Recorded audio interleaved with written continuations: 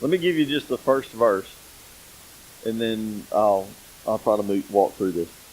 1 Peter chapter 4, starting with verse 7. It says, the end of all things is near.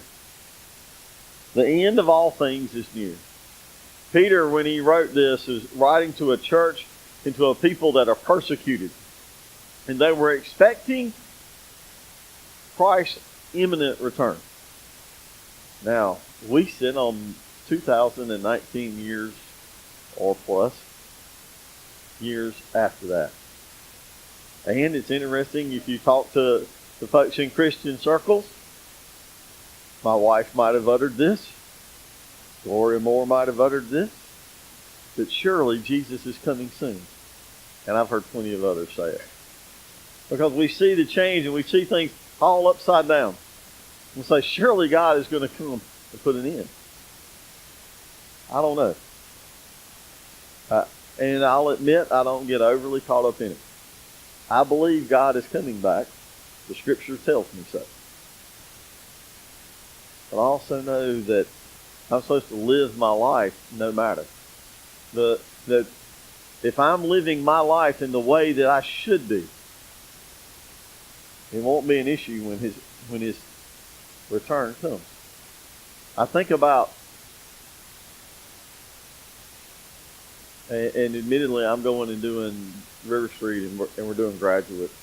I think I got 13 of them at our next service. And there's an end when you see graduation. Boys, y'all can see the light at the end of the tunnel, right? You're thinking, this time next year, I'm on cruise control. I'm saving all my days so I can cut the last 2 weeks, right? Amy, I did not say that. Karen, I did not say that. Boys, as y'all pull that idea, I'm sorry. It's not mine. They can see the end. The end is near.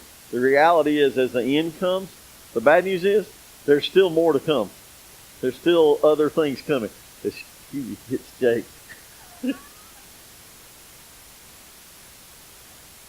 And by the way, if you're like me, you graduate from college and you don't go back to get your master's to 12 years later. And there's another test. See, when some things end, typically in our lives, new things begin.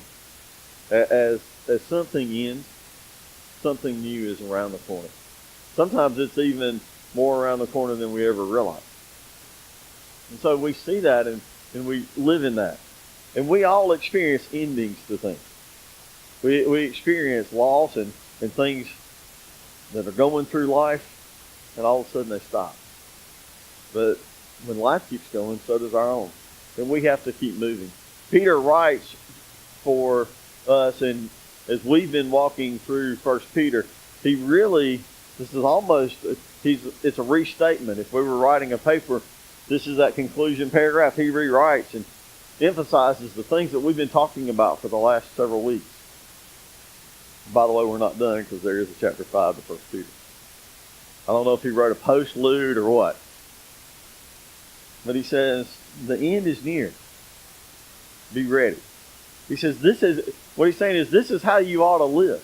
And so if we're going to have keys to victory, and I guess part of me as the coach, I want to go, this is how we win. This is how we go forward. And so he gives us some ideas about this, about how we ought to live. So listen as it goes forward. He says, for the end of all things is near. Therefore be alert and of sober mind, so that you may pray. And above all, love each other deeply, because love covers a multitude of sins. Offer hospitality to one another without grumbling. Each of you should use whatever gifts you have received to serve others, as faithful stewards of God's grace in its various forms. And if anyone speaks, they should do as one who speaks the very words of God. And if anyone serves, they should do so with strength God provides, so that in all things God may be praised through Jesus Christ. To him be the glory and the power forever and ever. Amen. When I started looking at this, I very quickly could jot down a simple outline of what Peter is saying to us.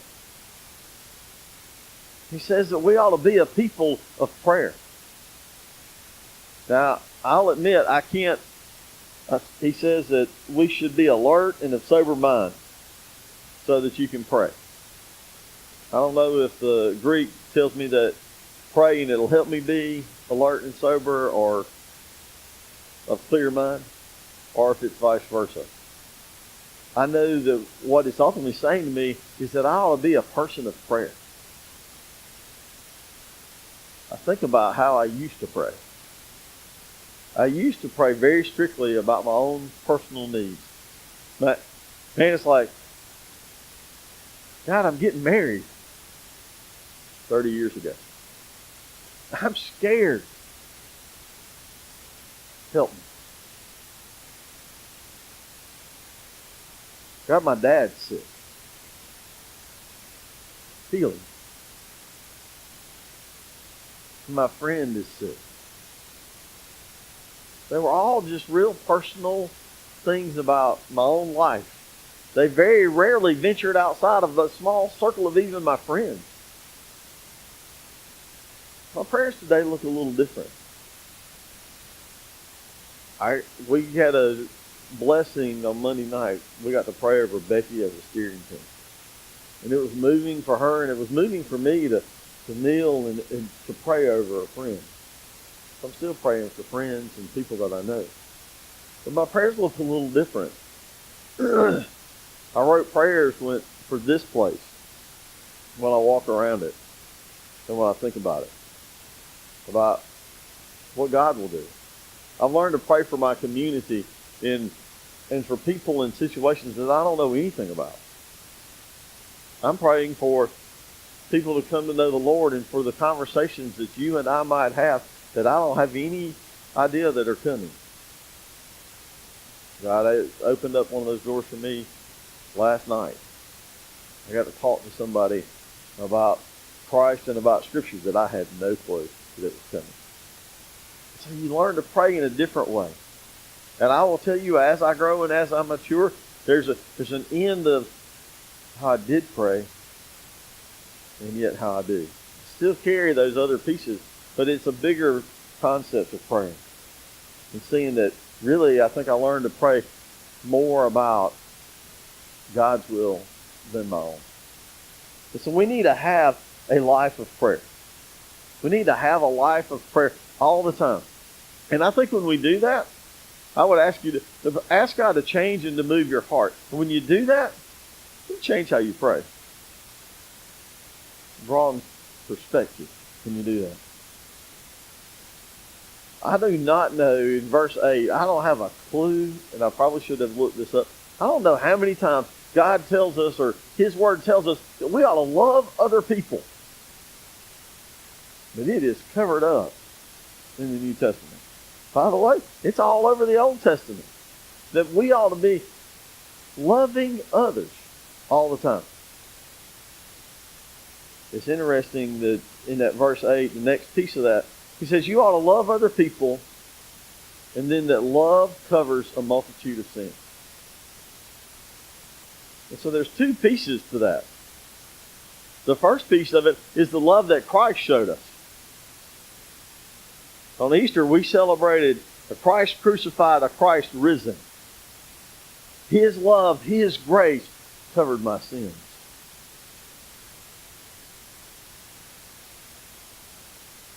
But then, when we love other people, when we get real about showing them love, whenever we have conflict, and in 30 years we've never had conflict, don't strike me down, Lord. But because we've shown love to each other through that 30 years, when there is conflict, that love covers it.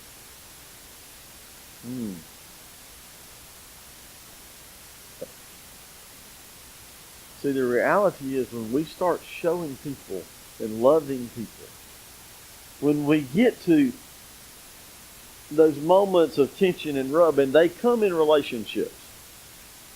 If you have a relationship that is perfect, that's never had tension or a little friction in it, I don't get it. Maybe you're just a better person than I am. You probably are. But when we love people, see, it can handle the tension. It can handle the friction. Now, if all you are is full of words, I love you, pardon me, here, I'm going to drop something for you. You might want to write this one down. Love is not love until it is practiced. Love is not love until you have done something. Because you can say, I love you all you want to, but pardon me, they are from Missouri, they want you to show me. Love is not real until it is practiced, until it is put into action. And see, out of that, then love covers a multitude of sins. It covers a multitude of my errors, of my mistakes, intentional or unintentional. Because, see, I know you love me and I love you. And Christ said, I love you, and he put it into practice. And he said, and I will cover you. So see, in the midst of that victorious walk means we walk in his grace. I was talking to somebody, and there's a piece of this that is repent. Okay? And you'll see it. And then yet there's the grace in it. And somehow we have to walk in the middle of those two pieces. And when we do, it looks like a victorious walk that will move us through our faith and through our life. And when we start loving other people, it's amazing the barriers it breaks down. When we start loving folks that are different than us, it's amazing how it looks. And the barriers it breaks down. The next word it says to offer hospitality to one another. If I came and knocked on your door and said, I need a place to stay, how many of y'all are willing to dust the couch off? Give me a pillow and a blanket. Oh, it said without grumbling. In their day, there wasn't a Motel 6. Okay? There wasn't the Red Roof Inn where they're going to keep the light on for you. Heaven help, we send our family to the motel. Sometimes that's good. No editorial comments from the peanut gallery, please.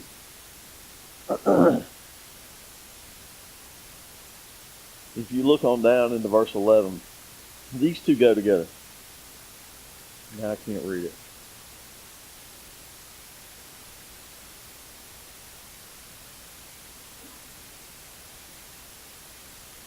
It says you ought to speak the very words. It says anybody you speak to. It says do so as one who speaks the very words of God. Serve them so they should do it with his strength. If I look at the hospitality of that day and I think about our own world, I see kindness. Most of us are not going to open it's not how our society is. Their society means you invited them in. They had a place to stay if they were traveling. But for us, that relates out to kindness, of how we treat other people. When we start offering kindness to people around us, I will tell you once again, it looks a lot like the loving others. It breaks down barriers. What's it look like when you're standing at Walmart or Lidl or wherever it is, and the line is as far back as you can see it because the manager didn't have enough people? None of you ever been in a Walmart like that, I know. I have.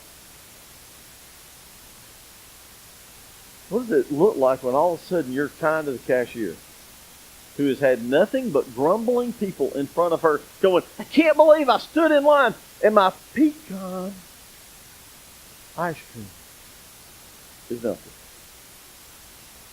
Yes, it has happened. But instead, she got a word of kindness. And a word of, I hope your day goes okay. And I promise you, I struggled with that. Even when I was in ministry. Because I did not go back into Walmart for a while. At least that one. Because I didn't have any ice cream. Bad, y'all. It was bad. Kindness to all people matters. When we start doing that, people start looking at us. Because I will tell you, we live in a world of negativity. One of the reasons I haven't been on Facebook in almost a month is I can't deal with the negative stuff. I just can't handle it. Even some of the things I like to watch, when it all just gets negative, I'm like, I'm done. Jesus pushed back against negative pieces continually. Whether it was people who said, stone the lady found in adultery. When he said that we ought to treat those who we didn't like, they looked like collard greens, they smelled like collard greens. And inside they'd never been loved, they'd never been shown kindness. You want to see a walk that looks different? Walk in a life that is positive in offering kindness to the world around you. I bet you will find that people respond different to that. It is amazing how that works. A smile goes a long way, y'all. And when that's consistent, probably coming because of what God is doing inside of you.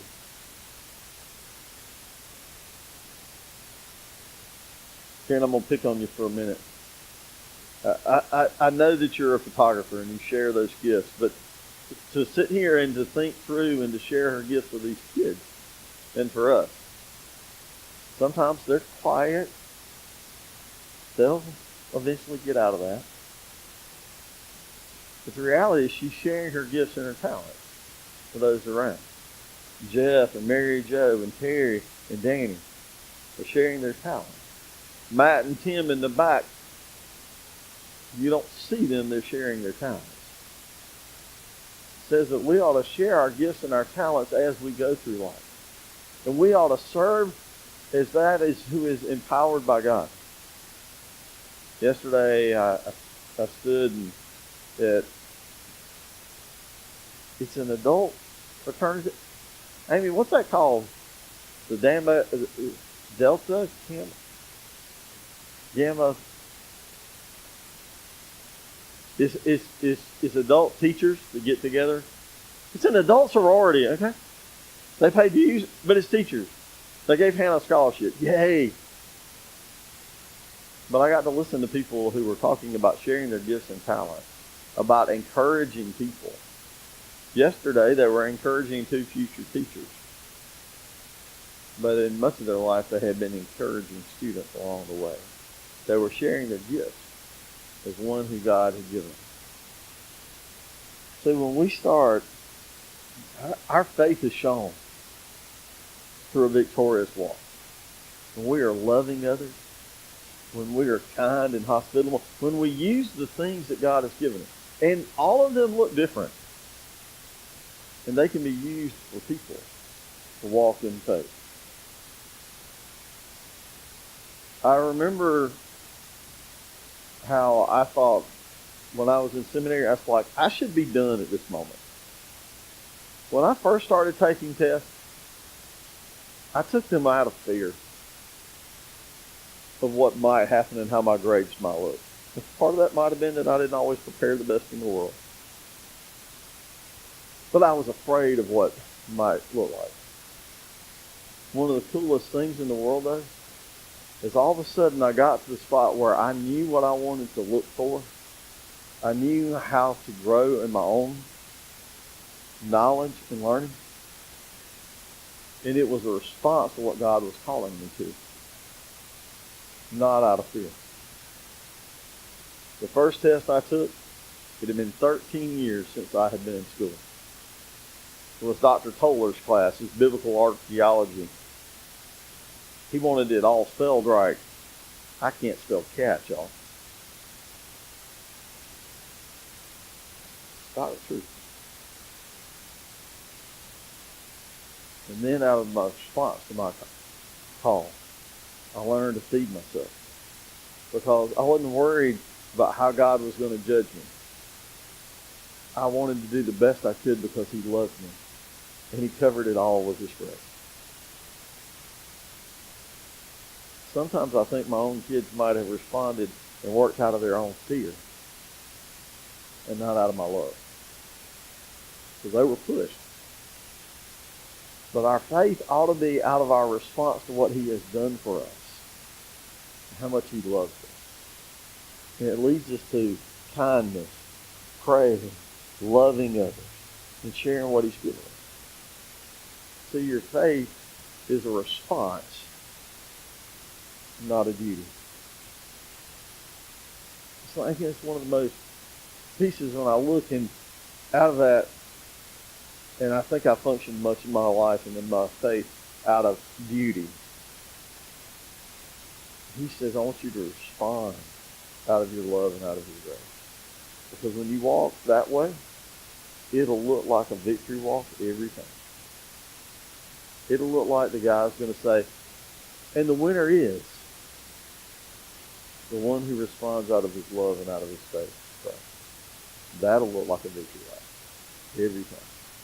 And it's a whole lot funner to walk that way than it is out of my duty every time. How's your walk look? Is it out of your duty? Or is it out of a love that has covered all of our sins? And he says, well done. Let me pray for you. Dear Heavenly Father, Lord, I pray that we might respond out of your love and out of your grace. God, because you've covered up a lot of stuff for all of us. Just as you promised to, and we say thank you. Lord, will you help us to walk today in the victory in Jesus? Our chains are gone. The price has been paid. We say thank you. Lord, if we need to lay something at your feet, may we do so that we can walk with your love. Amen.